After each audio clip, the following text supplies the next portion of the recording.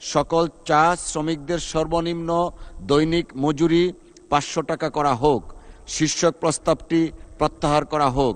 যারা এই প্রস্তাবের পক্ষে আছেন তারা হ্যাঁ বলুন। যারা এই প্রস্তাবের বিপক্ষে আছেন তারা না বলুন। আমার মনে হয় হ্যাঁ জয়যুক্ত হয়েছে, হ্যাঁ জয়যুক্ত হয়েছে, হ্যাঁ জয়যুক্ত হয়েছে। করতে চাচ্ছি সারা বাংলাদেশে যে সমস্ত শ্রমিকরা কাজ করছেন তাদের সর্বনিম্ন মজুরি 500 টাকা নির্ধারণ করা হোক। বাগানের শ্রমিকদের ন্যায্য মূল্যে আদায় মাত্র 178 টাকা। মাননীয় স্পিকার, আজকের প্রত্যেকটা শ্রমিক অসহায় অবস্থায়। আমি চা বাগানে গিয়েছি, দেখেছি তাদের মানবিক অবস্থা। সে কারণে আমরা বলবো যে আমাদের মাননীয় সংসদ যে প্রস্তাবটি এনেছেন তার সাথে আমি একমত পোষণ করছি। সরকার চা শিল্পের টেকসই উন্নয়নের পাশাপাশি চা শ্রমিকদের ন্যায্য অধিকার, নিরাপদ কর্মপরিবেশ এবং সার্বিক জীবনমান উন্নয়নে সর্বোচ্চ গুরুত্ব দিয়ে কাজ করছে।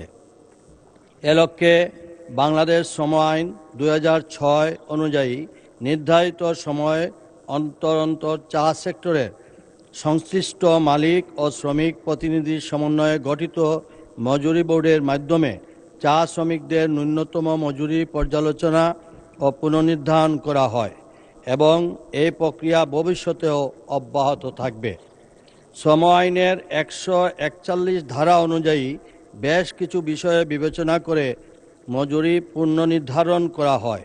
মজুরি নির্ধারণের ক্ষেত্রে মূল্যস্ফীতি, মালিকদের ব্যবসায়িক সক্ষমতা, উৎপাদন খরচ, শ্রমিকদের জীবনমান সহ বিভিন্ন বিষয়ে বিবেচনায় রাখা হয়।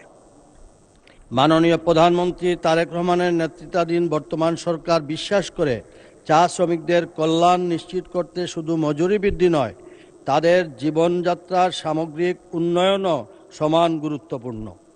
সে লক্ষ্যে উন্নত আবাসন, নিরাপদ সুপেয় পানি, মানসম্মত স্বাস্থ্যসেবা, শিশুদের শিক্ষা, দক্ষতা উন্নয়ন এবং সামাজিক নিরাপত্তা সুবিধা সম্প্রসারণে সরকার ধারাবাহিকভাবে কাজ করে যাচ্ছে। সরকার চা শ্রমিকদের ন্যায্য অধিকার ও মর্যাদাপূর্ণ জীবন নিশ্চিত করতে বদ্ধপরিকর। মাননীয় সংসদ সদস্যের উত্থাপিত প্রস্তাবে প্রতিফলিত জনস্বার্থ ও শ্রমিক কল্যাণ বিষয়গুলো সর্বোচ্চ গুরুত্বের সঙ্গে বিবেচনা করা হবে।